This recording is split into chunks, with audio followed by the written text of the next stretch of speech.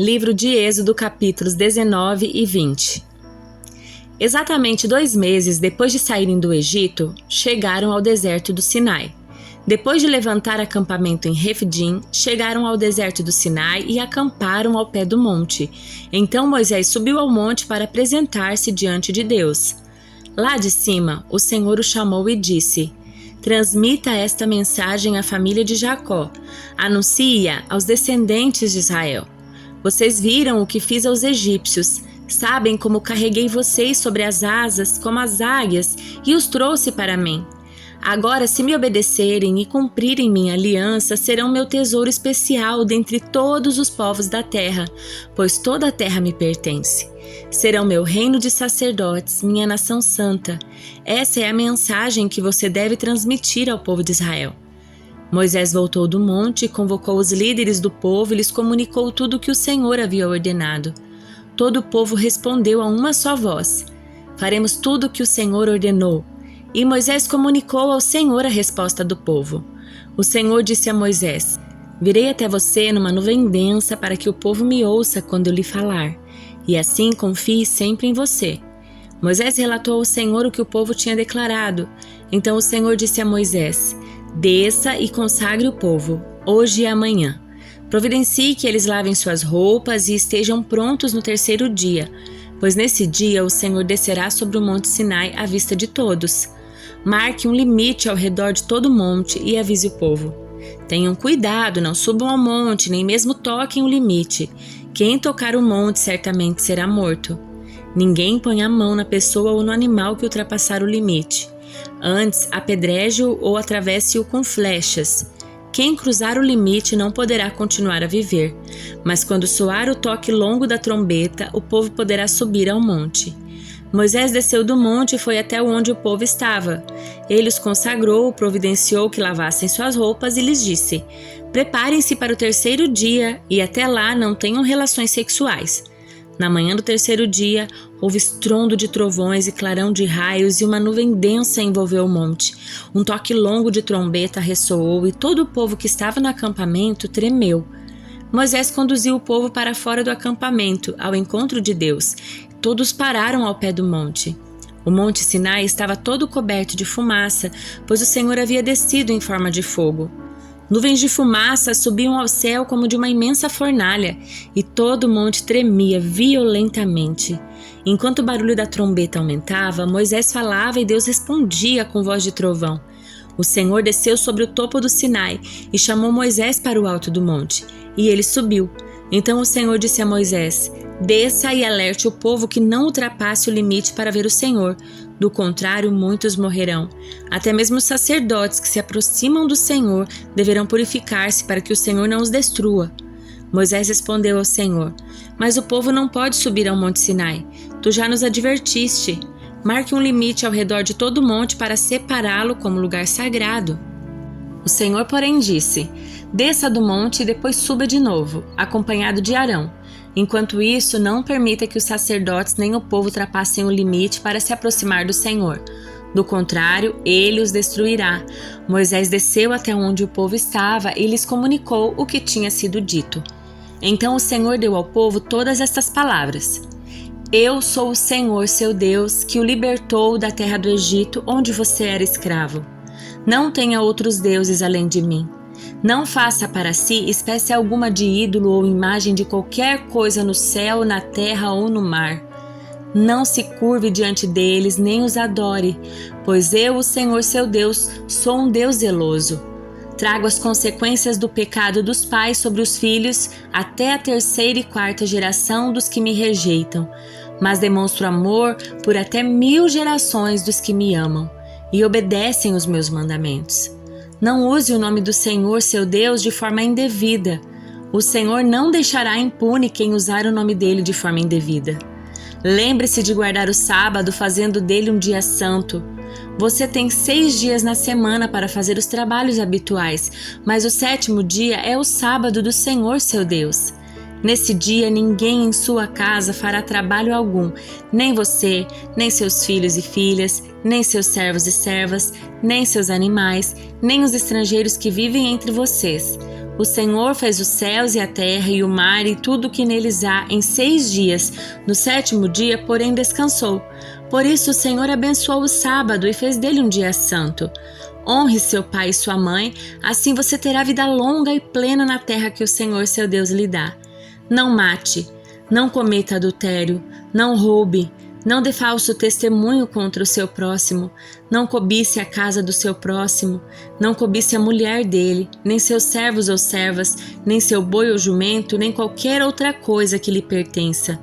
Quando o povo ouviu os trovões e o som forte de trombeta, e quando viu o clarão dos raios e a fumaça que subia do monte, ficou à distância, tremendo de medo. Disseram a Moisés: Fale você conosco e ouviremos, mas não deixe que Deus nos fale diretamente, pois morreríamos. Moisés respondeu: Não tenham medo, pois Deus veio desse modo para prová-los e para que o temor a ele os impeça de pecar. Enquanto o povo continuava à distância, Moisés se aproximou da nuvem escura onde Deus estava. O uso apropriado dos altares, o Senhor disse a Moisés: Diga ao povo de Israel: Vocês viram com os próprios olhos que eu lhes falei do céu. Lembrem-se de que não devem fazer ídolos de prata ou ouro que tomem o meu lugar.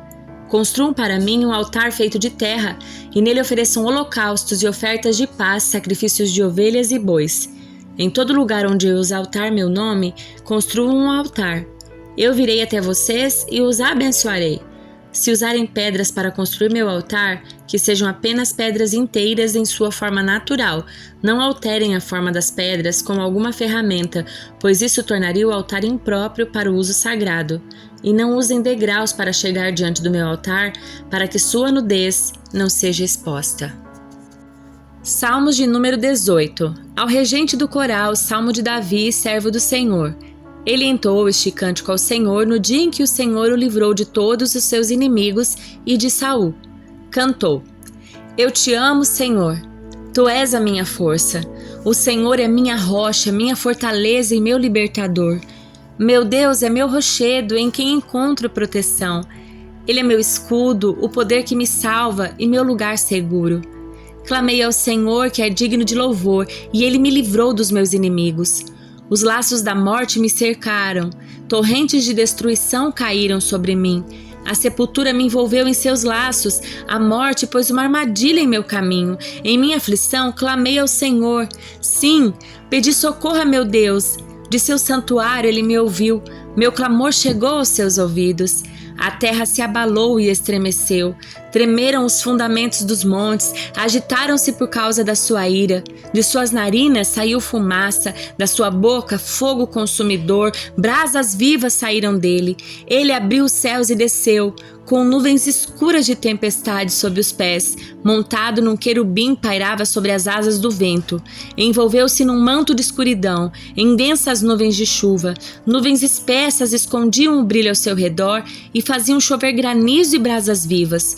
O Senhor trovejou dos céus, a voz do Altíssimo ressoou em meio ao granizo e às brasas vivas. Atirou flechas e dispersou seus inimigos, lançou muitos raios e os fez fugir em confusão. Então, por tua ordem, Senhor, com o forte sopro das tuas narinas, o fundo do mar apareceu e os alicerces da terra ficaram expostos. Dos céus estendeu a mão e me resgatou, tirou-me das águas profundas, livrou-me dos inimigos poderosos, dos que me odiavam e eram fortes demais para mim. Quando eu estava angustiado, eles me atacaram, mas o Senhor me sustentou. Ele me levou a um lugar seguro e me livrou porque se agrada de mim. O Senhor me recompensou por minha justiça, por causa da minha inocência me restaurou. Pois guardei os caminhos do Senhor, não me afastei do meu Deus para seguir o mal. Cumpri todos os seus estatutos e nunca abandonei seus decretos. Sou inculpável diante de Deus, do pecado me guardei. O Senhor me recompensou por minha justiça, Ele viu minha inocência. Aos fiéis te mostras fiel, e aos íntegros mostras integridade. Aos puros te mostras puro, mas aos perversos te mostras astuto. Livras os humildes, mas humilha os orgulhosos. Mantém acesa minha lâmpada. O Senhor meu Deus ilumina minha escuridão. Com tua força posso atacar qualquer exército, com meu Deus posso saltar qualquer muralha. O caminho de Deus é perfeito, as promessas do Senhor sempre se cumprem. Ele é escudo para todos que nele se refugiam. Pois quem é Deus senão o Senhor? Quem é rocha firme senão o nosso Deus? Deus me reveste de força e remove os obstáculos do meu caminho. Torna meus pés ágeis como os da corça e me sustenta quando ando pelos montes. Treina minhas mãos para a batalha e fortalece meus braços para vergar o arco de bronze. Tu me destes teu escudo de vitória. Tua mão direita me sustenta, teu socorro me engrandece. Abriste um caminho largo para meus pés, de modo que não vacilem. Persegui meus inimigos e os alcancei. Não retornei enquanto não foram derrotados. Eu os feri até que não puderam se levantar. Tombaram diante dos meus pés. Tu me armaste fortemente para a batalha. Ajoelhaste meus inimigos diante de mim. Pusestes o pescoço deles sob meus pés. Destruí todos que me odiavam. Pediram ajuda, mas ninguém os socorreu. Clamaram ao Senhor, mas ele não respondeu. Eu os moí tão fino como o pó da terra. Eu os lancei fora como a lama das ruas.